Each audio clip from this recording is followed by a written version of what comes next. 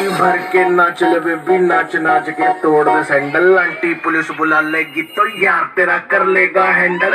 चल हित में जारी जिसको अपनी जान गाड़ी, चुपचाप वो फ्लोर पे आए, फ्लोर पे आके नाचे गाए, नखरे मखरे लाते आए, शर्म को करते बाय बाय। माइकल जैक्सन वाले दो तीन एक्शन करके दिखाए। पार्टी करनी है हम पार्टी करेंगे, किसी के भी पापा से नहीं करेंगे। हम हैं बेटे हम, बाकी सारे पानी कम, हमें रोक अभी तो